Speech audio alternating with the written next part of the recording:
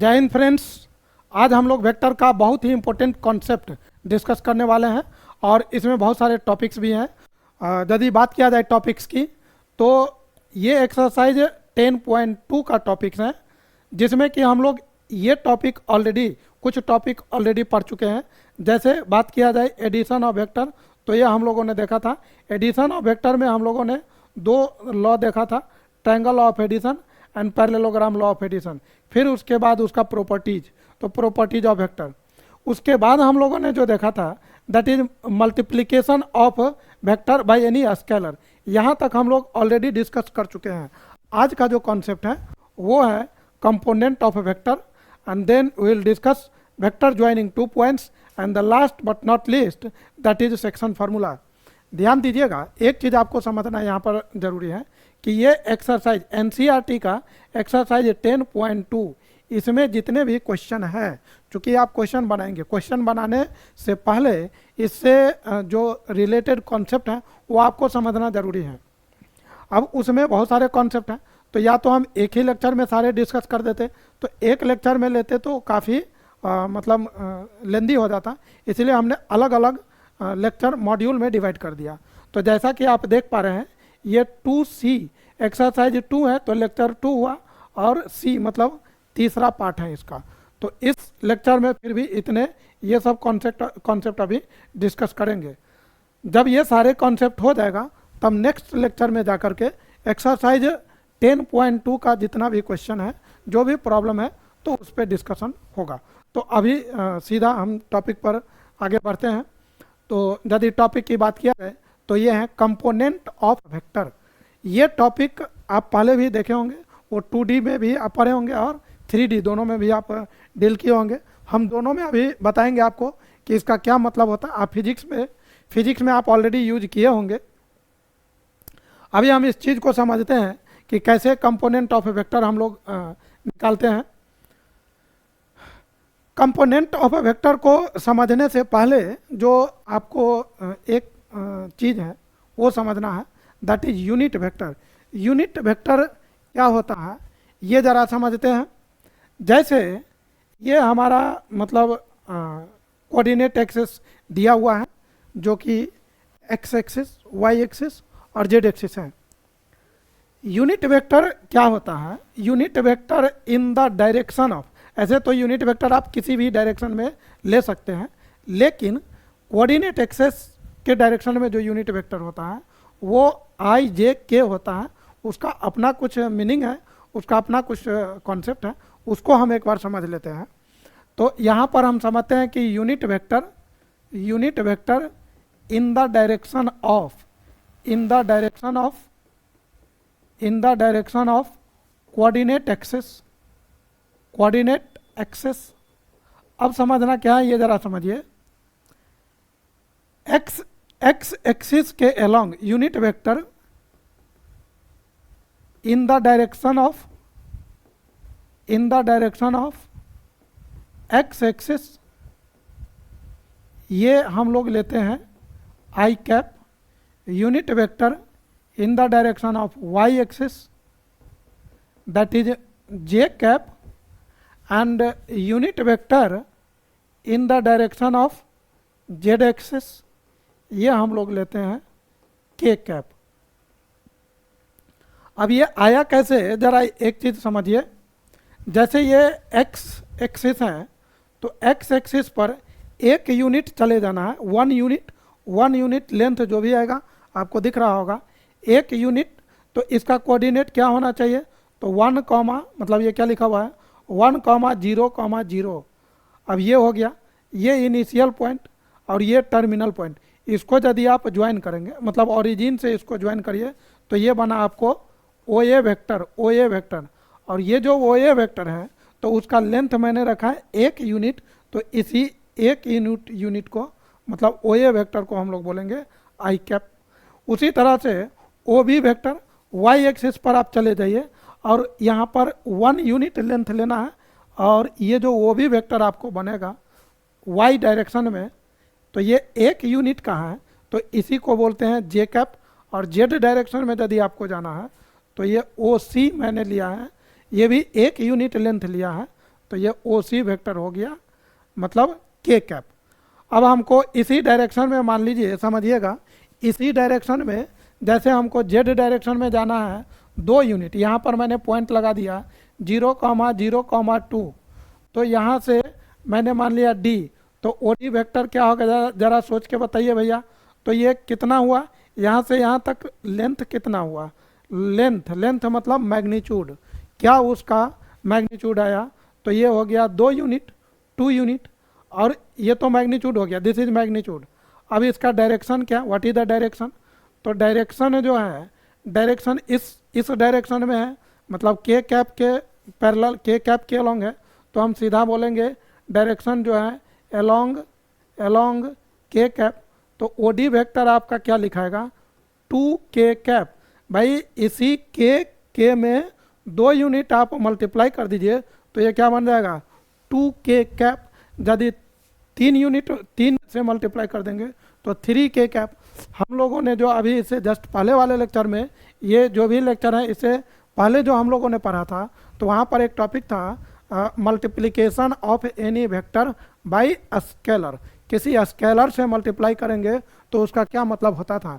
तो जैसे कोई वेक्टर ए है, वेक्टर ए और 2a, तो उसी डायरेक्शन में 2a का मतलब हुआ वेक्टर ए यहाँ तक है, और 2a मतलब उसी डायरेक्शन में 2 यूनिट और बढ़ा दीजिए तो वो जो वेक्टर बनेगा वो 2a, 3 यूनिट बढ़ा दीजिए तो 3a, माइनस से मल्टीप्लाई कर दीजिए तो अपोजिट डायरेक्शन। मान लीजिए आई डायरेक्शन में हमको जाना है 3 यूनिट, तो क्या बन जाएगा 3i, मतलब उसमें चले जाइए 3 यूनिट कहाँ पर आएगा, 1 यूनिट, 2 यूनिट, 3 यूनिट, और जो भी होगा तो वो 3i। तो इस तरीके से हम लोग वेक्टर डिफाइन करते हैं। मतलब ये तो यूनिट वेक्टर की बात थी, तो यूनिट वेक्टर ये हुआ। और यदि कोई यूनिट वेक्टर के अलावा यदि एक्स वाई जेड एक्सिस में कोई और वेक्टर लिखना है तो हम आसानी से लिख सकते हैं। यदि हमको 5 यूनिट 5i लिखा हुआ है, इसका क्या मतलब समझे, तो इसका मतलब हुआ 5 यूनिट अलोंग एक्स एक्सिस, आप ये बोल सकते हैं अलोंग एक्स एक्सिस। तो भाई ये जैसे आपको ये आप देख रहे हैं figure, this is X axis, तो 1 2 3 4 5 यूनिट यहाँ से यहाँ तक, let say it is O, this is, ये जो भी वेक्टर होगा ओ ए, तो ये हो जाएगा आपको 5। यहाँ का कोऑर्डिनेट देखा जाए तो 5,0, दिस इज ये 5 लिखा हुआ है, 5,0,0। यदि हम यहाँ पर लिख ले 3j वेक्टर, तो इसका मतलब हुआ y, ये y डायरेक्शन है, एक्स वाई जेड, इधर जो होगा मतलब यहाँ से यहाँ तक का क्या होता था आई कैप, इधर वाला जो वेक्टर वो जे कैप। लेकिन हमको 3j, तो 3 यूनिट इसमें मल्टीप्लाई कर देंगे तो 1 यूनिट, 2 यूनिट, 3 यूनिट, तो यहाँ से यहाँ तक का जो लेंथ होगा वो 3 यूनिट हुआ। और ये जो भी वेक्टर होगा, लेट से इट इज सी, तो ओ सी वेक्टर को हम बोलेंगे 3j कैप। तो इस तरीके से हम लोग इसमें मल्टीप्लाई करते हैं। और ये जो टॉपिक है ये पूरे वेक्टर में बार बार आते रहेगा, मतलब काम देगा पूरे थ्रू आउट द वेक्टर, ये टॉपिक आपको काम देने वाला है। यहाँ पर जो टॉपिक है ये कंपोनेंट ऑफ द वेक्टर, बहुत ही ज़बरदस्त टॉपिक है और इससे रिलेटेड बहुत सारे रिजल्ट हैं, इसी के बेसिस पर बनता है। तो आइए हम इस टॉपिक को ज़रा ध्यान से समझते हैं कि ये क्या कहना चाह रहा है। आप जैसा कि 2D में हम एक बार 2D की बात कर लेते हैं। 2 डायमेंशन में क्या होगा, एक्स एक्सिस होगा और वाई एक्सिस होगा, this is X axis and Y axis. ये जो 2 डायमेंशन है इसको आप प्लेन भी बोल सकते हैं, और 2D को आप ऐसे भी लिख सकते हैं r cross r। r cross r का मतलब क्या हुआ, एक रियल नंबर और दूसरा, मतलब एक डायमेंशन और ये दूसरा डायमेंशन को रिप्रेजेंट करता है। आप चाहे तो इसको आप ऐसे भी लिख सकते हैं, इस तरीके से ये पूरा प्लेन रिप्रेजेंट करेगा। इधर x डैश और ये इधर y डैश, इधर निगेटिव में होता है, x निगेटिव, इधर y negative, above the x axis, ऊपर y पॉजिटिव होता है। खैर ये हमने 2D बनाया जो कि प्लेन में है। अब इस पर हम कोई एक वेक्टर ले रहे हैं, सपोज मैंने ये कोई वेक्टर लिया, let say it is P O P vector, इसका कुछ ना कुछ कोऑर्डिनेट होगा, let say it is X comma Y, इसका कोऑर्डिनेट है। अब जरा समझिए इससे हम क्या किए हैं, इससे हम इस पर एक परपेंडिकुलर ड्रॉ कर दिए हैं। भाई इस तरीके से मैंने ओ, दिस इज ओ, पी से पी एम परपेंडिकुलर है। एक्स कॉमा वाई का मतलब क्या हुआ कि ये कोऑर्डिनेट एक्स रहा होगा और ये क्या रहा होगा, y रहा होगा। अब ज़रा समझिए कि हमको ये OP है, OP, तो OP किस डायरेक्शन में है, तो इधर होता है आई कैप। आपको याद होगा कि इस डायरेक्शन में ये सॉरी ये y है, तो ये j कैप, y के डायरेक्शन में j कैप, x के डायरेक्शन में जो यूनिट वेक्टर आया था तो उसको हम लोगों ने क्या बोला था, i cap, this is i cap. अब ज़रा समझिए, by the triangle law of addition, by triangle law of addition क्या हम लोग लिख सकते हैं, ओ पी वेक्टर, आप चाहे तो इसको वेक्टर आर हमने मान लिया, ओ पी वेक्टर बाद में आर लिख लेंगे, O P vector is equal to O M vector plus M P vector. अब ये जो ओ एम वेक्टर है, ओ एम, तो चूंकि ये आई डायरेक्शन में है और ओ एम का मैग्नीट्यूड एक्स यूनिट है, तो भाई आई डायरेक्शन में है, एक्स यूनिट है, तो एक्स इंटू आई, मान लीजिए 2 यूनिट रहता तो 2i, 3 यूनिट रहता तो 3i, 4 यूनिट होता तो 4i, तो अभी x यूनिट है तो हम क्या बोलेंगे, एक्स आई कैप। एम पी वेक्टर किस डायरेक्शन में है, जे डायरेक्शन में है, और y मतलब उतना उसका मैग्नीट्यूड हुआ, हो सकता है 3 यूनिट, 4 यूनिट, 5 यूनिट, तो जे 5 यूनिट होगा तो 5j, 3 यूनिट होगा तो 3j, अभी y यूनिट है तो क्या लिख सकते हैं, yj। देखिए क्या टॉपिक का नाम था, multiplication of any vector by scalar. किसी वेक्टर को स्केलर से मल्टीप्लाई करते हैं तो क्या मिलता है, तो उसी डायरेक्शन में वेक्टर मिलेगा, लेंथ उसका उतना टाइम्स बढ़ जाएगा, उतना गुना मतलब एक्सटेंड कर जाएगा। 2 है तो 2 टाइम्स, 3 है तो 3 टाइम्स। तो कहने का मतलब OP जिसको मैंने वेक्टर आर बोला, तो हमारे पास क्या रिजल्ट निकल गया, vector are is equal to x i plus y j, और ये बन गया हमारा वेक्टर आर। तो इस तरीके से आप लिख सकते हैं। दूसरी बात इसमें आपको इसका मैग्नीट्यूड पूछा जाएगा, OP वेक्टर का मैग्नीट्यूड क्या है बताइए, कहने का मतलब मैग्नीट्यूड ऑफ वेक्टर आर। तो ये मैग्नीट्यूड निकालना बहुत ही आसान है। ये एक्चुअली आपका क्या बन गया, ट्रायंगल, इस राइट एंगल ट्रायंगल है और राइट एंगल ट्रायंगल का ये हाइपोटेनस है, तो हाइपोटेनस निकालना बहुत ही आप बचपन से पढ़ रहे हैं। ओ एम स्क्वायर आप सिंपली लिख सकते हैं, O M square plus M P square, और ओ एम मतलब X square plus Y square. तो ये आप आसानी से आई और जे का, जरूरी नहीं कि आप बार बार ट्रायंगल बनाइए, मतलब क्वेश्चन में यदि आपको आता है तो आसानी से वहाँ पर डायरेक्ट ये रिजल्ट लगा करके बना सकते हैं। जैसे फॉर एग्जांपल मान लीजिए हम ये बोले आपको कि ये कोई वेक्टर दिया हुआ है, जैसे हमने ये कोई वेक्टर, ये पॉइंट है, जैसे पॉइंट P है और ये मैंने लिया 3,4। अब यहाँ से हम बनाना चाह रहे हैं तो सोचिए कैसे होगा वेक्टर, OP वेक्टर कैसे बनेगा भाई। यहाँ से परपेंडिकुलर आप ड्रॉ करेंगे, ये M मान लीजिए, ये O है एंड दिस इज ये P है, तो हमको OP वेक्टर यहाँ पर क्या होगा, ये 3 यूनिट, तो इस डायरेक्शन में जाना है, और ये 4 यूनिट है, तो हम क्या लिखेंगे, OP vector is equal to OM vector plus MP vector, OP vector मतलब वेक्टर R, OM मतलब ये 3 यूनिट है, I के X direction and this is Y direction, इसका जो यूनिट वेक्टर I है तो इसको हम बोलेंगे 3i, और ये हो जाएगा 4j। तो ये तो वेक्टर निकला।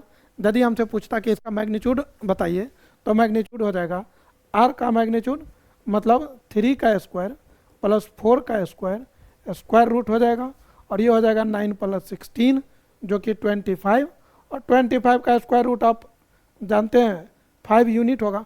हो सकता है ये फोर्स होता तो 5 यूनिट का फोर्स रिजल्टेंट फोर्स कहलाता, हो सकता था ये मतलब इसके जगह कोई डिस्प्लेसमेंट रहा होता, या मतलब वेलोसिटी या कुछ भी, मतलब कोई वेक्टर क्वांटिटी रहा होता, तो उसका रिजल्टेंट इस तरीके से हम लोग निकाल सकते हैं।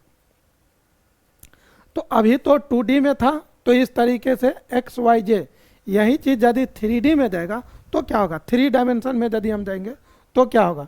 तो यदि बात करें अपन 3D की, यदि बात करें अपन 3D की, तो यहाँ पर ध्यान देना है, 3D में 3D का फिगर कुछ आपको इस तरीके से मिलेगा।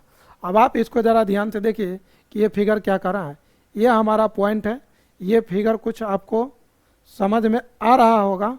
ये ऐसे बना हुआ है भैया, this is X axis, this is Y axis and this is Z axis, और यहाँ पर हमारा यहाँ पर हमारा ये पॉइंट P है, this is P, point P, and this is O, तो ये पॉइंट P हो गया। अब ज़रा समझिए, ये जो प्लेन है ये तो XY प्लेन हुआ। अब P से XY प्लेन पर, P से आप देख रहे हैं, P से XY प्लेन पर एक परपेंडिकुलर ड्रॉ कर दिया, और उसके बाद इस O से इसको ज्वाइन कर दीजिए। अब आप यहाँ पर देखिए तो एक ट्रायंगल बन रहा है। ट्रायंगल कैसा बन रहा है वो ज़रा ध्यान दीजिए। हम ये बोल सकते हैं OP वेक्टर हमको निकालना है, OP वेक्टर निकालना है। अब OP वेक्टर निकाले कैसे, इसको ज़रा देखिए। यहाँ पर हम दो ट्रायंगल ले सकते हैं, या तो OQSP, या नहीं तो आप इधर से चल सकते हैं OPOSP1। तो हम क्या कर रहे हैं, OPP1, समझिएगा। इन ट्रायंगल OPP1 में क्या बोल सकते हैं, OP plus P1P using triangle law of addition, using triangle law of addition क्या बोलेंगे, OP vector is equal to OP1 plus P1P vector. ठीक है, अब हमको OP1 नहीं पता है, तो OP1 कैसे निकालते हैं इसको ज़रा देख लीजिए।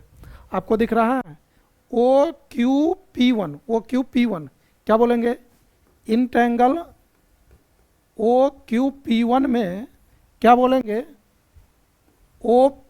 OP1 is equal to OQ triangle, फिर से triangle OQ plus QP1, OQ plus QP1 हो गया।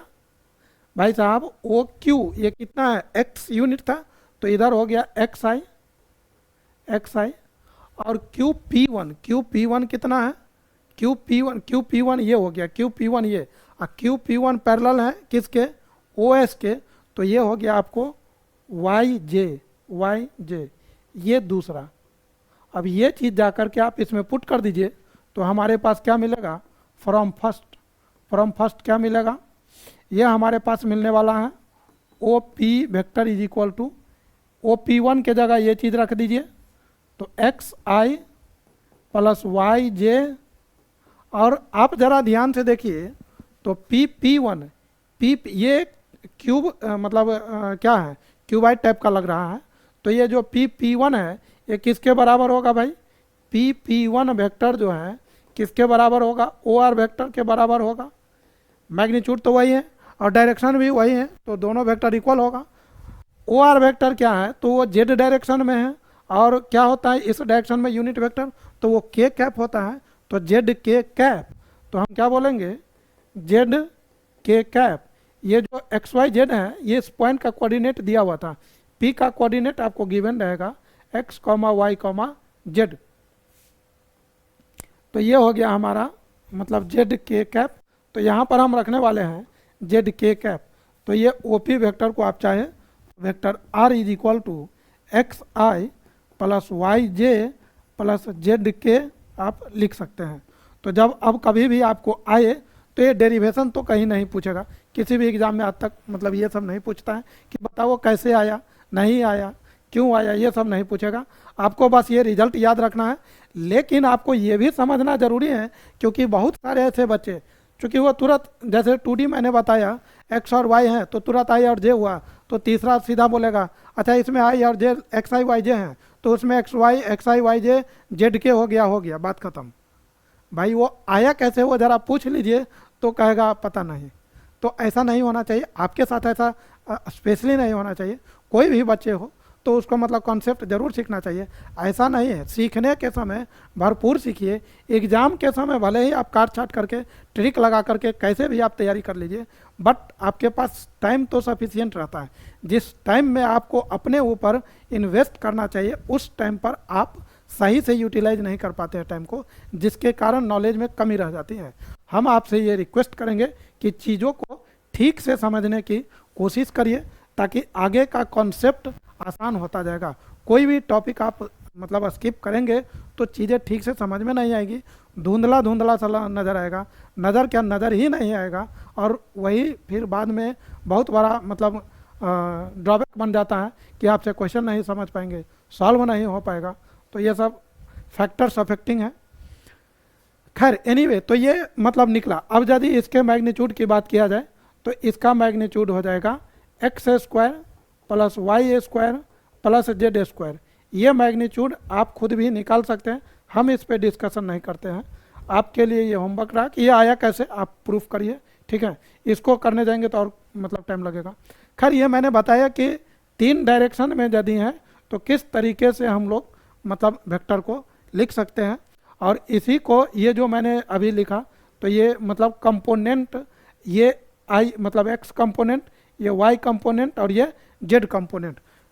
फिजिक्स में फोर्स निकलता था मतलब एक्स कंपोनेंट कितना हुआ, वाई कंपोनेंट का, वहाँ पर horizontal component and vertical component ऐसे यूज होता है। यहाँ पर कुछ इस तरीके से 3 डायरेक्शन में आप निकाल सकते हैं। तो चलिए हम लोग टॉपिक को आगे बढ़ाते हैं। ये है मतलब वेक्टर को यदि हम ऐड कर रहे हैं तो कैसे, यदि कंपोनेंट में दिया है तो कैसे हम ऐड करेंगे। तो बहुत ही आसान सा टॉपिक है। यदि आपके पास 2 वेक्टर हो, मतलब एडिशन कैसे हम करें 2 वेक्टर का, तो कंपोनेंट आपको दिया रहेगा वेक्टर ए, मान लेते हैं हमारे पास a1i plus a2j and a3k, ये एक वेक्टर दिया है। दूसरा वेक्टर हमारे पास दिया हुआ है b1i plus b2j and b3k, है ना। ये 2 वेक्टर हमारे पास दिया है। कह रहा है कि इसको आप जोड़ करके बताइए। तो कुछ नहीं करना है, i को i के साथ जोड़ दीजिए, j वाला को j, k वाला के। तो ये बहुत ही आसान है। a1 b1 i, a2 plus b2, a2 plus b2 j cap, and this is a3 plus b3 and hence it is k cap. तो इस तरीके से हम लोग सॉल्व कर सकते हैं। एक एग्जाम्पल ले लेते हैं। अब यदि सब्ट्रैक्ट करना है, यदि मान लीजिए इसमें सब्ट्रैक्ट करना है तो हर जगह ये हो जाएगा माइनस कर दीजिएगा। जैसे एक एग्जाम्पल पर हम देखते हैं, जैसे वेक्टर ए मान लीजिए 3i प्लस 4j एंड मान लीजिए 5k है।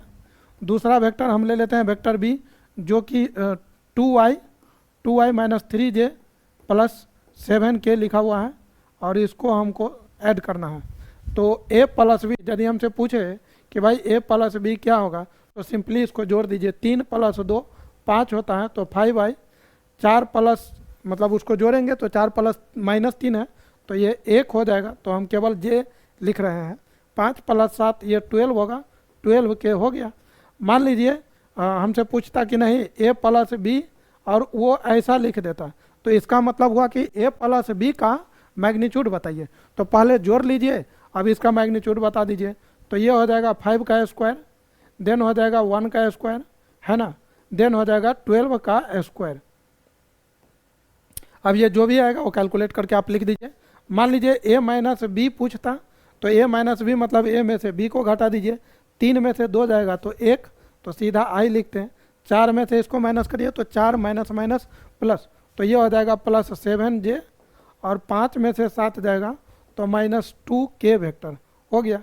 अब इसका मान लीजिए कहीं हमसे a माइनस बी का मैग्नीट्यूड पूछता, तो क्या कर देते हैं, स्क्वायर रूट 1 प्लस 49 प्लस 4, और ये जो भी आएगा मतलब वही आंसर। एक चीज़ और देखिए, जैसे ये वेक्टर ए वेक्टर बी दिया है, मान लीजिए हमको वेक्टर ए पूछता, तो वेक्टर ए का मैग्नीट्यूड पूछता, तो क्या कर देते हैं, जैसे क्वेश्चन कहाँ गया, ये वाला क्वेश्चन है, इसमें वेक्टर ए का मैग्नीट्यूड पूछता, तो क्या लिखते हैं 9, 3 का स्क्वायर प्लस 16 प्लस 25, और ये जो भी आएगा कैलकुलेट करके लिख दीजिए। उसी तरह से वेक्टर बी का मैग्नीट्यूड पूछता, ये वाला, तो मतलब 2 है तो 2 2 जा 4, माइनस 3 है तो माइनस 3 का स्क्वायर 9 होगा, और 7 का स्क्वायर 49 होगा, स्क्वायर रूट में है, ऐड कर दीजिए, जो होगा वही उसका आंसर हो गया। तो इस तरीके से तो एडिशन आपने देखा और सब्ट्रैक्शन भी आपने देखा। The vector A and B are equal if and only if. अच्छा, इसमें बोल रहा है कि 2 वेक्टर इक्वल होगा, तो 2 वेक्टर इक्वल होने का क्या मतलब हुआ, ये ज़रा समझ लीजिए। 2 वेक्टर यदि आपको दिया हो कि बोला जाए कि vector A and vector B equal है, मतलब A1i plus A2j plus A3k is equal to B1i plus B2j and B3k। बोला जाए कि ये दोनों इक्वल तभी होगा जब इसका i का कोफिशिएंट यहाँ और यहाँ सेम होना चाहिए। उसी तरह j का जो इधर कोफिशिएंट है और j का इधर कोफिशिएंट सेम होना चाहिए, और k का जो कोफिशिएंट है मतलब LHS और RHS, तो ये इक्वल होना चाहिए। कुल मिलाकर के हम ये बोल सकते हैं कि coefficient of IJK in LHS and coefficient of IJK in RHS ये दोनों इक्वल मतलब दोनों साइड का इक्वल होना चाहिए। यदि ये इक्वल हो गया तो ये वेक्टर इक्वल होगा, अदरवाइज नहीं। तो मतलब हम ये बोल सकते हैं कि A1 बराबर B1, दूसरा हम बोल सकते हैं A2 बराबर B2, और तीसरा हम बोल सकते हैं A3 इक्वल टू B3 हो गया। नेक्स्ट, यदि ये वेक्टर दिया हुआ है आपको मतलब A1i plus B1j plus C1k, और मान लीजिए आप इस वेक्टर को मल्टीप्लाई करना चाह रहे हैं किसी भी कांस्टेंट से, लेमडा इज एनी कांस्टेंट, तो ये सब में मल्टीप्लाई हो जाएगा। मतलब A1i plus B1j plus C1k, अभी इस लेमडा से आप मल्टीप्लाई करेंगे तो ये लेमडा A1i है ना plus lambda B1j plus lambda C1k, इस तरीके से आपको मिलेगा। मान लीजिए जैसे एग्जांपल के लिए हम बोले कि ये हमारा वेक्टर A है जो कि 2i minus 3j plus 4k है, और हम यहाँ पर बोल दें कि भाई 5a निकालना है, तो क्या करेंगे, सिंपली 5 से आप इसको मल्टीप्लाई करेंगे, 2i minus 3j plus 4k।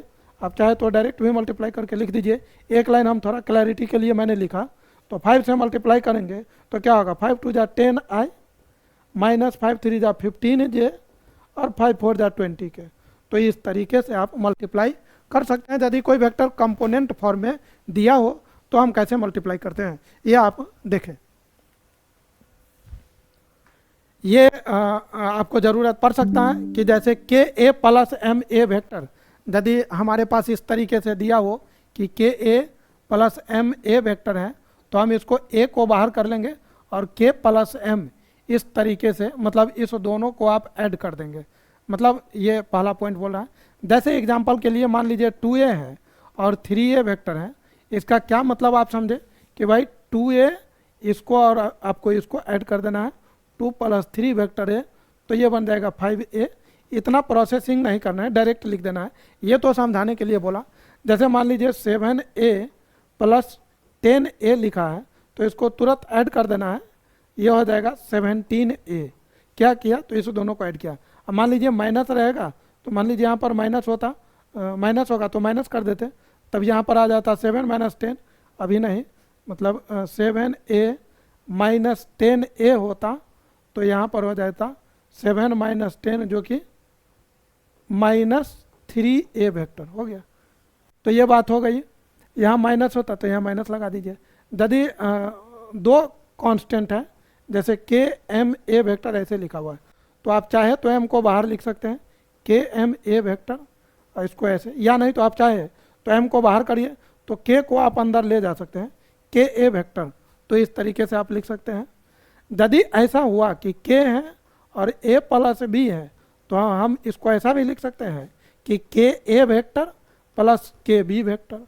भाई मान लीजिए 2 लिखा है और vector A plus vector B लिखा है तो इसको क्या लिख सकते हैं, 2a vector plus 2b vector. मतलब हम ब्रैकेट को ओपन कर सकते हैं, इसको आप डिस्ट्रीब्यूटिव लॉ भी बोल सकते हैं कि k जो है a से मल्टीप्लाई और k is multiplied with vector भी, अलग अलग आप मल्टीप्लाई कर सकते हैं। यस, वेक्टर ज्वाइनिंग 2 पॉइंट्स, इस चीज़ को हम लोग समझते हैं कि ये क्या कहना चाह रहा है। यदि हमारे पास 2 पॉइंट दिया हो तो कैसे हम उसे वेक्टर बनाएंगे, तो आइए समझते हैं। जैसे हमारे पास पॉइंट A है, this is point A and this is point B, तो ये बहुत ही आसान है। इसका आपको पोजीशन वेक्टर दिया रहेगा, पोजीशन वेक्टर A, और इसका पोजीशन वेक्टर B हो गया। कह रहा है कि इसको जब हम ज्वाइन करेंगे तो क्या वेक्टर बनेगा, वो वेक्टर का नाम बताइए। तो वेक्टर क्या है, AB वेक्टर, यही होने वाला है। AB वेक्टर क्या होगा, और हमारे पास गिवन क्या है, गिवन ये है कि भाई पोजीशन वेक्टर दिया हुआ, ये दिया रहेगा। पोजीशन वेक्टर किसका, तो पॉइंट A का पोजीशन वेक्टर ऑफ A दिया हुआ है वेक्टर ए, और position vector of B point का भी दिया हुआ है स्मॉल बी से। आप ऑलरेडी देख चुके हैं कि पोजीशन वेक्टर को हम लोग स्मॉल लेटर से डिनोट करते हैं। अब समझिएगा भाई, ये वेक्टर है तो कहीं ना कहीं इसका ओरिजिन रहा होगा, तो ये चलिए हम मान लेते हैं कि लेट दिस इज ओरिजिन, ये ओरिजिन है। अब ज़रा समझिए, इसको हमने क्या किया, इसको इस तरीके से मैंने ज्वाइन कर दिया और इसको इस तरीके से ज्वाइन किया, ये ओ ए और ये ओ बी वेक्टर। क्या आपको यहाँ पर ट्रायंगल दिख रहा है? जरूर दिख रहा है नहीं दिखने का तो कोई बात ही नहीं है। तो ये मतलब हम क्या बोल सकते हैं कि by triangle law of addition, by triangle law of addition क्या बोल सकते हैं भाई, O A plus A B O A plus A B vector is equal to O B vector. ठीक है, O A plus A B vector मिल करके क्या मिला, ओ बी वेक्टर। इसका इनिशियल और दूसरे वाला का टर्मिनल को ज्वाइन कर दीजिए तो O A plus A B vector this. अब यहाँ से हमको बताइए कि ए बी वेक्टर क्या है भैया, ए बी वेक्टर क्या है, तो ये हो जाएगा ओ बी वेक्टर माइनस ओ ए वेक्टर। भाई आप जरा हमको बताइए ओ बी वेक्टर क्या है, ओरिजिन से ज्वाइन किए हैं, ओ बी वेक्टर क्या है, तो ये पोजीशन वेक्टर, इसको क्या बोलेंगे, position vector of point B. और ओ ए वेक्टर क्या है, आपको याद है, ओरिजिन से किसी भी पॉइंट को ज्वाइन करने वाला जो वेक्टर होता था उसको हम लोग क्या बोलते थे, position vector of that point. तो ये ओ ए वेक्टर जो आपको दिख रहा है ये पोजीशन वेक्टर ऑफ ए लिखा हुआ है। और हम लोग ऑलरेडी जानते हैं पोजीशन वेक्टर को स्मॉल लेटर से डिनोट करते हैं और वो ऑलरेडी दिया भी रहेगा, तो इसको हम स्मॉल बी माइनस स्मॉल ए। तो भाई साहब हमारे पास आ गया जिसका इंतजार था, A B vector equal to B minus A. मतलब क्या, ए बी वेक्टर बोले तो बी के पोजीशन वेक्टर में से ए का पोजीशन वेक्टर माइनस करिए। मान लीजिए किसी दिन ऐसा रहे कि बी ए वेक्टर निकालना हो तो क्या बोलेंगे भाई साहब, तो position vector of A minus position vector of B. A का position vector small A, B का स्मॉल बी। मान लीजिए कहीं पर ए सी वेक्टर होगा तो सी के पोजीशन वेक्टर में से ए का पोजीशन वेक्टर आप माइनस कर दीजिए। ठीक है, तो इस तरीके से हम लोग मतलब किसी भी दो पॉइंट को ज्वाइन करने वाला वेक्टर दिया रहेगा तो आप आसानी से बना सकते हैं। यह है आपका सेक्शन फॉर्मूला, ध्यान से समझिएगा। सेक्शन फार्मूला आप पहले भी पढ़े होंगे, 10th क्लास में आप पढ़े थे, वहाँ पर कोऑर्डिनेट ज्योमेट्री में आप पढ़े थे। वेक्टर में हम कैसे सेक्शन फार्मूला लगाएंगे उसको हम समझते हैं। सेक्शन फार्मूला में जैसा कि आप जानते हैं दो पॉइंट है इसमें, एक तो इंटरनल डिवीजन होता है और एक एक्सटर्नल डिवीजन। तो हम बारी बारी से आपको दोनों दिखाते हैं, दोनों एक्सप्लेन करते हैं, फिर हम लोग आगे बढ़ेंगे। तो यहाँ पर जो टॉपिक है वो हमारा है इंटरनल डिवीजन। इंटरनल डिवीजन समझते हैं इसको, इंटरनल डिवीजन। इंटरनल डिवीजन ये क्या कहना चाहता है और इसमें क्या कॉन्सेप्ट है, क्या दिया रहेगा और क्या पूछेगा, इसको ज़रा समझते हैं। भाई आपको कोई दो पॉइंट दिया रहेगा, समझिएगा। ये दो पॉइंट है, point A and this is point B, this is point A और पॉइंट बी। दोनों पॉइंट का पोजीशन वेक्टर भी दिया रहेगा। तो हम मान लेते हैं, लिख लेते हैं कि ये वेक्टर ए इसका पोजीशन वेक्टर है और इसका पोजीशन वेक्टर वेक्टर बी है। अब आपसे बोला जाएगा ऐसा है, इसको ज्वाइन करने वाला एक मतलब लाइन बना, लाइन सेगमेंट इस तरीके से। बोल क्या रहा है कि ए और बी को एक पॉइंट है, ए और बी को एक पॉइंट पी है, let there is a point P which intersect in the ratio m ratio n। आई बात समझ में, m रेशियो n। तो आपसे पूछा जाएगा कि पोजीशन वेक्टर ऑफ p क्या है। मान लेते हैं इसका पोजीशन वेक्टर r हम मान लेते हैं। समझिएगा आपको गिवन क्या क्या है, यहाँ ये समझना है कि आपको दिया क्या हुआ है, व्हाट इज गिवन। तो गिवन है पोजीशन वेक्टर ऑफ a, तो ये हो गया a cap. Position vector a cap नहीं, a vector. Position vector of b, तो ये हो गया बी वेक्टर, और क्या दिया हुआ है तो A P ratio P B दिया हुआ है। तो कितना दिया है भैया, एम रेशियो एन दिया हुआ है। पूछ क्या रहा है, पूछ रहा है पोजीशन वेक्टर ऑफ पी क्या है, व्हाट इज पी, जिसको मैंने बोला है पोजीशन आर। आर का निकालना है ए और बी के टर्म में। आप समझ चुके हैं कि क्या दिया हुआ है, क्या निकालना है। पोजीशन वेक्टर 2 पॉइंट क्या दिया रहेगा, वो किसी रेशियो में इसको डिवाइड कर रहा है, जिस रेशियो में डिवाइड करेगा वो रेशियो आपको दे दिया जाएगा और बोला जाएगा कि वो जो पॉइंट ऑफ इंटरसेक्शन है उसका पोजीशन वेक्टर बताओ क्या होगा। तो ये बहुत ही आसान है, ज़रा समझते हैं। देखिए हम लोग क्या लिख सकते हैं, क्या दिया हुआ है A P ratio P B, ये हम लोग को दिया हुआ है, ये हम लोग को दिया हुआ, sorry A P ratio P B दिया हुआ है, एम रेशियो एन, भाई हम इसको ऐसे भी तो लिख सकते हैं A P by P B जो कि एम बाई एन हो गया, ये रेशियो है भैया एम बाई एन। अब हम क्या करने वाले हैं ये ज़रा समझिए, इसको क्रॉस मल्टीप्लाई कर दीजिए तो एन ए पी और ये हो जाएगा M into P B, N into A P और एम इंटू पी बी। इसको हम चाहे तो ए पी एक डायरेक्शन दे देते हैं, ए पी वेक्टर एम, और इसको सॉरी यहाँ पी बी होगा, बाई मिस्टेक पी लिखा गया था, तो M into P B vector, तो ये पी बी वेक्टर हुआ। ये पहले स्केलर था, अब मैंने वेक्टर लगा दिया ए पी, इसको पी बी मैंने बोला, एम और एन तो अभी भी स्केलर है। अब यहाँ से एन ए पी आप देख रहे हैं, ए पी, ए से पी को ज्वाइन करने वाला वेक्टर, तो अभी अभी जस्ट पढ़े हैं भाई। ये जो लेक्चर का सीक्वेंस है इस तरीके का है कि आप जो भी अभी पढ़ेंगे वो दूसरे में काम आएगा, दूसरा जो पढ़ेंगे वो तीसरे में काम आएगा। मतलब आगे का टॉपिक तभी समझ में आएगा जब पीछे आप समझे हुए होंगे। अभी जो टॉपिक आया तो अभी पिछले वाले टॉपिक से मतलब रिलेटेड है, वो टॉपिक उससे पीछे से रिलेटेड है, वो टॉपिक उससे रिलेटेड है। मतलब इस तरीके से चेन बना हुआ है। हम आपसे सजेस्ट करेंगे कि टॉपिक को एक बेहतर तरीके से पढ़िए, समझने के पर्पज से पढ़िए। तो यहाँ पर आइए इस टॉपिक पे वापस आते हैं। ए पी वेक्टर तो क्या करेंगे, P minus A, final minus initial, याद है position vector of P minus position vector of A, तो इसको हम लोग लिखेंगे आर माइनस ए। यहाँ पर फिर से वही बात, पी बी है तो बी माइनस पी, मतलब बी का पोजीशन वेक्टर माइनस पी का पोजीशन, तो इसका तो बी होगा, और इसको हम लोगों ने आर माना था। इसको मल्टीप्लाई करेंगे तो N R minus N A vector M B vector minus M R vector. भाई साहब इस एम आर को इधर ले आइए, तो ये M R vector plus N R vector, और इसको इधर भेज दीजिए तो M B vector plus N into A vector.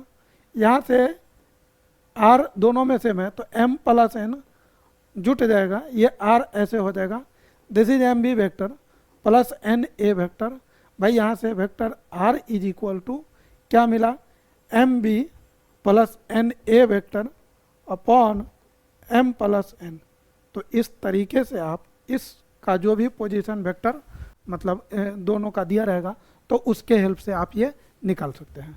अब एक चीज़ यहाँ पर बहुत इंपॉर्टेंट है, कभी कभी आपको मिड पॉइंट दिया जाता है, तो मिड पॉइंट का कॉन्सेप्ट देख लेते हैं हम लोग। मिड पॉइंट में कुछ नहीं है, आपको बोला जाएगा कि ये पॉइंट ए है, ये पॉइंट बी है, इसका पोजीशन वेक्टर ए है, इसका पोजीशन वेक्टर बी है, वेक्टर बी, इसको एक पॉइंट एम है जो ये इक्वली मतलब इक्वल पार्ट में डिवाइड करता है, 2 इक्वल पार्ट में। तो बताओ उस एम का पोजीशन वेक्टर क्या होगा। तो एम का position vector of M, position vector of M पूछ रहा है तो काफ़ी आसान है। क्या करना है भाई, ये आप खुद ही सोचिए कि ये किस रेशियो में डिवाइड किया होगा, 1:1 में। तो क्या करेंगे, इसको इधर मल्टीप्लाई करिए, इसको इधर, तो 1 इंटू दिस और इसको 1 इंटू ए, तो ये हो जाएगा 1 इंटू ए और नीचे में हो जाएगा आपका 1 + 1। तो भाई vector B plus vector A 1 + 1 2, कुल मिलाकर के ए प्लस बी बाई 2। तो कहने का मतलब position vector of mid point M P, मतलब मिड पॉइंट कितना आया, तो vector A plus vector B by 2। आपसे सजेशन है कि आगे से ये स्टेप्स आपको फॉलो करने की ज़रूरत नहीं है, आप डायरेक्ट ये फार्मूला लिख लीजिए, ये सब करने की ज़रूरत नहीं। लेकिन हाँ, आया कैसे ये चीज़ मैंने समझा दिया। मान लीजिए यहाँ पर सी और डी होता तो direct C plus D by 2 इस रिजल्ट को आप डायरेक्ट फॉलो कर सकते हैं। तो ये था मतलब सेक्शन फार्मूला। और अभी जो भी चीज़ आपने देखा है ये आपको इंटरनल डिवीजन था। इंटरनल डिवीजन का मतलब होता है कि जैसे ए और बी दो पॉइंट था, तो जो इंटरसेक्शन जहाँ हो रहा था, पॉइंट ऑफ इंटरसेक्शन जो कि पी था, तो वो ए और बी के बीच में लाई करेगा। एक आता है एक्सटर्नल डिवीजन जो ए और बी में के बीच में ना लाई करके उसके बाहर, वो या तो बी के साइड होगा या नहीं तो ए के साइड होगा, तो वो कहलाता है एक्सटर्नल डिवीजन। तो चलिए हम आपको एक्सटर्नल डिवीजन पे ले चलते हैं, देखते हैं इसमें यदि बात किया जाए एक्सटर्नल डिवीजन की। भाई इसमें बात किया जाए एक्सटर्नल डिवीजन की बात किया जाए तो हम लोग क्या बोल सकते हैं, इसको ज़रा समझना है। ए और बी, ये हमारा ए है and this is B, A and B. और पी जो पॉइंट है पहले जो बीच में रहता था, मतलब ये दोनों के मतलब अंदर में, अब वो बाहर लाई कर रहा है, तो कोई दिक्कत नहीं है। पॉइंट ए है, इसका पोजीशन वेक्टर आपको दिया रहेगा, ए का पोजीशन वेक्टर, बी का भी पोजीशन वेक्टर आपको दिया हुआ है, और रेशियो अभी भी दिया हुआ है m ratio n। m ratio n मतलब क्या है, ए से पी, यहाँ से यहाँ तक का जो लेंथ होगा p तक का, इसको आप थोड़ा देर के लिए ज्वाइन कर सकते हैं। मैंने डॉटेड लाइन दिखा दिया है ना। तो ए पी ये मैंने लिया, ये m हुआ भाई, ये m है, दिस इज m, और n का मतलब हुआ b से p का जो भी लेंथ होगा ये हुआ n। कहने का मतलब गिवन क्या क्या है वो ज़रा समझते हैं। सबसे पहले समझ लेते हैं कि भाई गिवन क्या है। Given, what is given, what is given, भाई समझिए कि गिवन क्या है। तो देखिए पोजीशन वेक्टर ऑफ ए दिया हुआ है, जो कि वेक्टर ए देगा ही देगा, पॉइंट है तो देगा। पोजीशन वेक्टर ऑफ बी देगा, तो उसको मैंने मान लिया वेक्टर बी। और क्या दिया हुआ है, तो A P ratio P B, मतलब पी बी बोलिए चाहे अभी क्या देख रहा है, बी पी है, तो बी पी दिया हुआ है। ए पी यहाँ से यहाँ तक A P by B P, तो ये दिया हुआ है m रेशियो n। हो सकता था ये उधर भी लाई कर सकता था, समझिएगा। यदि ऐसा मतलब ऐसा सिनारियो है तो क्या होना चाहिए। अब हमसे पूछ, ये तो दिया हुआ है, अब ये पूछेगा क्या, पूछ क्या रहा है, ये पूछेगा आपको पोजीशन वेक्टर ऑफ, यदि ये सारे इंफॉर्मेशन है तो पूछेगा पोजीशन वेक्टर ऑफ पी, बताओ क्या है। तो मान लेंगे लेट इसका पोजीशन वेक्टर मैंने मान लिया वेक्टर आर। अब आप समझिए, क्या हम ऐसा बोले, ए पी, सबसे पहली बात A P ratio B P क्या दिया है, तो m रेशियो n मैंने लिखा। इसको हम लोग A P upon B P equal to m by n लिख सकते हैं, बिल्कुल लिख सकते हैं। मल्टीप्लाई करिए इसको, क्रॉस मल्टीप्लाई। सपोज मैंने m इंटू बी पी लिखा और इसको n इंटू ए पी लिखा। भाई साहब m इंटू बी पी, तो बी पी फिर से लाइन ज्वाइनिंग 2 पॉइंट्स, तो उससे जो वेक्टर बनेगा तो क्या करेंगे, फाइनल माइनस इनिशियल का पोजीशन वेक्टर बी पी, तो P position vector of P minus position vector of B, तो ये हो जाएगा आर माइनस बी। और एन ए पी मतलब आर माइनस ए। अब यहाँ से आप इसको मल्टीप्लाई करेंगे तो M R minus M into B vector, N into R vector minus N into A vector.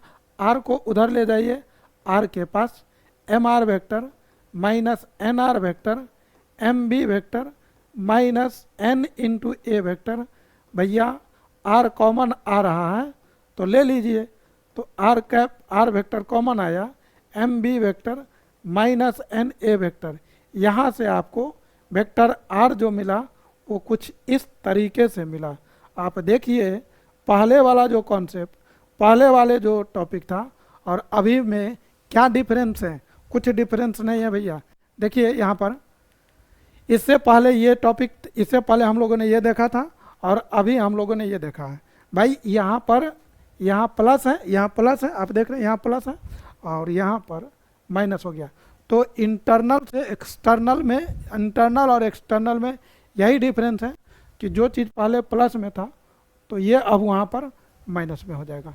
तो इस तरीके से आप एक्सटर्नल, अभी मैंने पॉइंट पी इधर लिया, हो जाएगा उधर, तो फिर n माइनस m हो जाएगा। तो इस तरीके से आप कैलकुलेट कर सकते थे। चूंकि एक्सरसाइज 10.2 डिस्कस करना है, अभी तक इस लेक्चर तक तो नहीं डिस्कस हुआ है, क्योंकि अभी तक में वो सारे कॉन्सेप्ट ही डिस्कस हो रहा है कि कंपोनेंट ऑफ वेक्टर क्या है, एडिशन कैसे होता है। तो आपने पढ़ा कि triangle of addition, parallelogram law of addition, फिर प्रॉपर्टीज ऑफ एडिशन, फिर मतलब multiplication of vector by any scalar. Then आपने देखा कि कंपोनेंट ऑफ द वेक्टर, फिर कंपोनेंट के फॉर्म में तब कैसे ऐड करेंगे, सब्ट्रैक्ट करेंगे। फिर आपने अभी देखा कि सेक्शन फार्मूला, और सेक्शन फार्मूला से जस्ट पहले जो हम लोगों ने देखा था वो था vector joining any two points. जब आप एक्सरसाइज 10.2 का प्रॉब्लम डिस्कस करने जाएंगे, उसका क्वेश्चन बनाने जाएंगे, तो आपसे रिक्वेस्ट है कि इन सारे टॉपिक का जो कॉन्सेप्ट है आपके पास ज़रूर होना चाहिए। ये रहेगा तो आप बेहतर तरीके से बना पाएंगे, अदरवाइज आपको प्रॉब्लम फेस करना पड़ेगा। यहाँ पर ये सब टॉपिक काफ़ी काम का है। कोलिनियर वेक्टर, डायरेक्शन, कोसाइन, यही सब टॉपिक हैं जो आपको याद रखना है। Vector if direction ratio is given, vector if direction cosine is given, vector formed by direction cosine, मतलब इस तरीके से ये जो भी टॉपिक है, तो ये सब टॉपिक मतलब आपको आना चाहिए। यहाँ पर ज़रा देखिए, कोलिनियर वेक्टर के लिए तो मैंने ऑलरेडी बोल दिया कि यदि दो वेक्टर कोलिनियर हैं, दो वेक्टर कोलिनियर है, तो मैंने ऑलरेडी बोल दिया था कि कोलिनियर वेक्टर का जो कॉन्सेप्ट था वो सेम मतलब डायरेक्शन में वो पैरेलल होना चाहिए। वो सेम या अपोजिट दोनों ही डायरेक्शन में हो सकता था, बट पैरेलल होना चाहिए। तो कोलिनियर वेक्टर में क्या होता है, डायरेक्शन सेम होता है, उसका मैग्नीट्यूड डिफर करेगा। तो भाई यदि हमसे बोला जाए कि A and B are collinear, A and B are collinear, ये कोलिनियर है, इसका मतलब आप क्या समझे? A and B are collinear, इसका मतलब क्या समझे कि A equal to lambda B times, यदि लेमडा पॉजिटिव होगा तो सेम डायरेक्शन में वो वेक्टर रहा होगा, लेमडा नेगेटिव हुआ तो अपोजिट डायरेक्शन में हो जाएगा। तो इस तरीके से आप कोई भी वेक्टर यदि इस फॉर्म में है, एक वेक्टर यदि दूसरे वेक्टर का लेमडा टाइम्स है, किसी वेक्टर में यदि किसी कांस्टेंट से मल्टीप्लाई कर दिया जाए, पॉजिटिव या नेगेटिव, तो वो जो नया वेक्टर बनेगा वो उसके कोलिनियर में आ जाएगा। तो ये कोलिनियर वेक्टर है। मान लीजिए सपोज वेक्टर कंपोनेंट के फॉर्म में हो तो भी कोई दिक्कत नहीं है। जैसे मान लीजिए कंपोनेंट के फॉर्म में है, यह हमारे पास वेक्टर ए है। वेक्टर कंपोनेंट फॉर्म में कहने का मतलब, जैसे हमारे पास मान लीजिए वेक्टर हमारे पास है, क्या है, a1i plus a2j plus a3k, और दूसरा है वेक्टर b जो कि b1i plus b2j and this is b3 की। यदि आपसे बोल दिया जाए कि भाई a comma b are collinear, ये कोलिनियर है, तो भाई जैसे ही कोलिनियर बोला, इसका क्या मतलब आप समझे कि a1 है ना, ये a vector a is equal to vector a equal to lambda times of vector b रहा होगा। तो हम इसको ऐसे भी तो लिख सकते हैं, वेक्टर a का मतलब a1i plus a2j plus a3k and lambda times of vector b। तो वेक्टर b है आपका b1i plus b2j and this is b3k। आप इसको मल्टीप्लाई करिए तो क्या बन जाएगा भाई, a1i plus a2j plus a3k, ये वेक्टर आया। और यहाँ पर ज़रा देखिए तो lambda b1i plus lambda b2j plus lambda b3k। आपको शायद याद होगा, दो वेक्टर तभी इक्वल होता है जब उसका कोफिशिएंट LHS और RHS में जो है ij का जो कोफिशिएंट है वो इक्वल हो जाए। तो ये दोनों वेक्टर इक्वल है, इसका मतलब हम ये बोल सकते हैं कि i का कोफिशिएंट LHS में और i का कोफिशिएंट RHS में दोनों बराबर होना चाहिए। मतलब A1 बराबर लेमडा B1, तो यहाँ से क्या आ जाएगा भाई, A1 by B1 equal to lambda. Similarly आप देखेंगे तो A2 बाई B2 भी लेमडा के बराबर एंड A3 बाई B3 भी लेमडा के बराबर। तो भाई तीनों जब लेमडा के बराबर हैं तो क्या बोल सकते हैं, सो हम क्या बोल सकते हैं, A1 by B1 equal to A2 by B2 equal to A3 by B3। इस तरीके से हम लोग आगे प्रोसीड कर सकते हैं। और मतलब जब भी कोई दो वेक्टर दिया हो तो अब आपको इतना करने की ज़रूरत नहीं है, सीधा आपको देख लेना है कि इस दोनों का रेशियो, या तो आप ये देख लीजिए कि इस वेक्टर में कुछ कांस्टेंट से मल्टीप्लाई किया गया है, यदि किसी कांस्टेंट से मल्टीप्लाई किया गया है तो मतलब वो उसके कोलिनियर हो जाएगा, या नहीं तो इस दोनों का रेशियो आई जे का जो कोफिशिएंट है, जो आई जे का जो कंपोनेंट है उसका रेशियो यदि बराबर आ गया तो वो वेक्टर कोलिनियर हो जाएगा। जो चीज़ मैंने अभी बोला है वही चीज़ यहाँ पर पूरा लिखा हुआ है, आप ये समझेंगे तो वही चीज़ लिखा हुआ है। अब यहाँ पर देखिए वेक्टर ए दिया हुआ है, A1 इटवार डायरेक्शन रेशियो, मतलब यदि ये वेक्टर कोई भी वेक्टर लिखा हुआ है तो आई और जे का जो कंपोनेंट जो भी यहाँ पर आप देख रहे हैं A1 A2 A3 ये जो भी दिया हुआ है तो ये कहलाता है इसका डायरेक्शन रेशियो हो गया। और आप देखे होंगे कि एक प्रॉपर्टी था डायरेक्शन कोसाइन का, L square plus M square plus N square equal to 1। सोचिए यदि ये कोई वेक्टर हो Li plus Mj plus Nk, यदि ऐसा कोई वेक्टर बनेगा और इसका मैग्नीट्यूड लिया जाए तो ये कितना आ जाएगा, L square plus M square plus N square, और ये हो जाएगा आपको L1 का रूट 1। कहने का मतलब इसका जो मैग्नीट्यूड है, इस वेक्टर का मैग्नीट्यूड 1 है, तो ये बन जाएगा आपको यूनिट वेक्टर, यूनिट वेक्टर। तो कहने का मतलब ये, इसको आप चाहे तो आप ऐसे लिख सकते हैं, A cap is equal to Li plus Mj plus Nk vector. कहने का मतलब क्या कि कोई भी वेक्टर यदि डायरेक्शन कोसाइन से बना हो, कोई भी वेक्टर यदि डायरेक्शन कोसाइन से बना हो, मतलब किसी भी वेक्टर का जो कंपोनेंट है आई जे का डायरेक्शन कोसाइन हो तो वो एक यूनिट वेक्टर होता है। और यदि वो यूनिट वेक्टर नहीं है, सपोज वो डायरेक्शन कोसाइन नहीं है, कोई और नंबर है, तो फिर वो डायरेक्शन रेशियो हो जाएगा, क्योंकि उसमें उसका जो मैग्नीट्यूड आएगा वो 1 नहीं होगा। अब ये एक्सरसाइज 10.2 है और इसमें प्रॉब्लम है। इस प्रॉब्लम को डिस्कस करने के लिए इतने सारे मतलब कॉन्सेप्ट डिलीवर हुआ है, तो इसका जो प्रॉब्लम है ये इस लेक्चर में नहीं लेकर के दूसरे लेक्चर में हम डिस्कस करने वाले हैं ये सारे क्वेश्चन। तो आज का लेक्चर हम यहीं पर ड्रॉप करते हैं, हम लोग नए लेक्चर में इसका प्रॉब्लम डिस्कस करेंगे। तब तक के लिए आप सभी को बहुत बहुत धन्यवाद एंड जय हिंद।